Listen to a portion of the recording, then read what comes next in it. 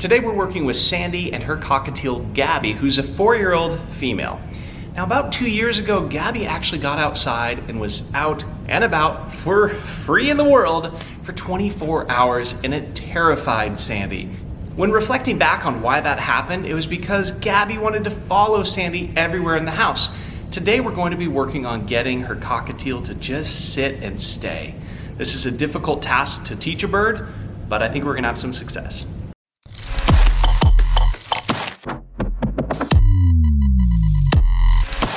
Sandy was starting to get frustrated that Gabby would fly to her for no reason.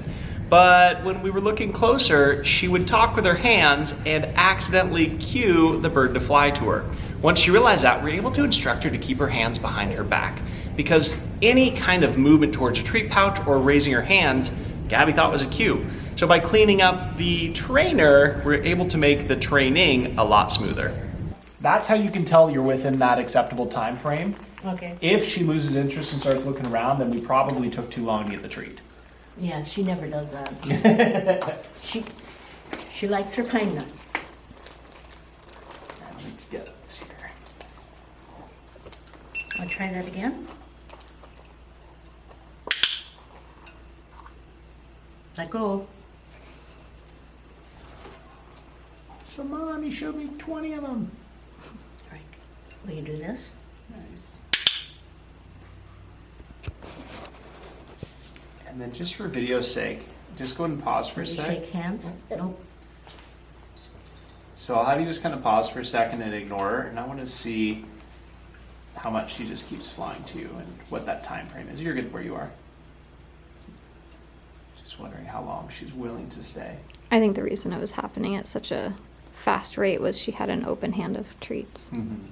I think, all right, yeah, just hold on to her there for a sec. So that's the treat hand. You moved it to where you would distribute those magical treats from? Yeah, I always do the left hand because I click with the right, because I'm right-handed. Yeah, so all that was you unintentionally cued her. Oh, really? Okay. Yep, that was 100% a cue. Okay. So that's why you got that flight. So I need to clean up my act too. Exactly, yep.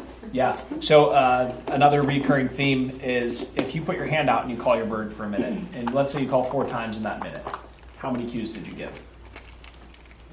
But this was actually there for a minute, so you did a minute-long cue. Yeah. Well, that means that, and not you, but just in general, people have their hand up so long, but really the bird's just looking at the visual cue. Yeah.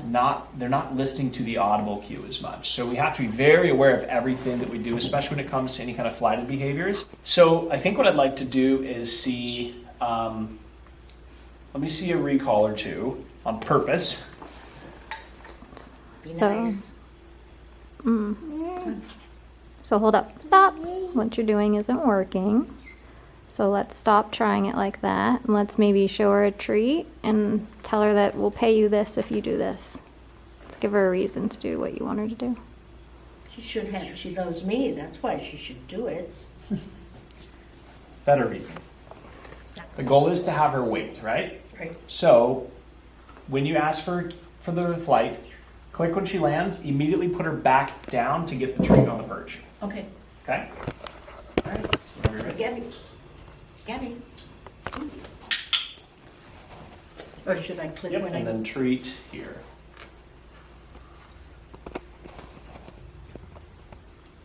Perfect. And let's move this down so that we're set up for success. We don't want this to be part of the learned behavior. They'll do the Gabby. same thing, quick, and then treat on the perch. Sandy had a tendency to want to measure her results by pushing really far, really fast. And that's a great recipe for you and your birds at home to set yourself up for failure. So since this particular environment had square, 1-foot square tiles on the ground, we marked where the T-stand was supposed to be, we marked where Sandy was supposed to be, and we worked repetitions measuring not only the distance and maintaining that, but we measured the amount of time that we were asking her bird to stay before flying.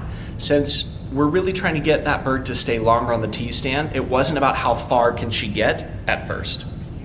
Once Gabby understood to stay on the T-stand for 30 to 45 seconds, then we started to increase Sandy's distance in small approximations. as you can see, once we got her to just 1 foot further, it changed the whole dynamic, and all of a sudden her bird wasn't willing to stay for that 30 to 45 seconds.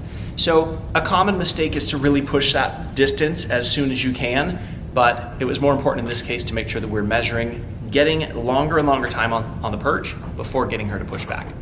By the end of the day, we were able to have Sandy almost all the way in the back of the room, her bird at the opposite side, and we're able to get that 30 to 45 seconds of waiting on the T-stand prior to those flights. And so in this environment, she had a lot of success. I can't wait to see what happens when she takes her bird home and applies those same principles. So let's just reset. So that either tells me we were too far, or hey, you can go all the way back here. I want to see if she processed that failure and knows to wait 30 seconds. She flew at 26. One variable that happened here is that AC kicked in. She seemed alerted by it, but not enough to be spooked. So that's good. We're at 25 seconds already. So this is really good. So whenever you're ready, feel free to put your hand up and call. Gabby, come. So she's not. So you can keep the same distance, just touch your tree pouch real quick, and then call. Gabby, come. Cool, so that was 50 seconds. Wow. So you can see what we'd want to do to work on at your house, right? Right. So you could see in the beginning, when we moved 5 to 6 feet, she was coming immediately. Yep. But the combination of reinforcing on the T-stand versus only on you is helping give more value to the T-stand while taking a little bit of value away from you, but like nothing that you have to worry about.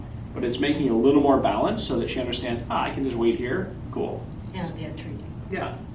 My biggest takeaway is I have to clean up my signals to her.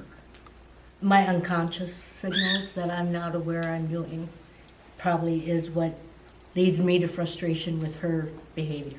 Setting myself up before I get her ready is key because I don't do that. I just, as soon as she sees the pouch and the trainer, she's ready to go, and I'm still trying to get ready to train her. So I've got to clean that up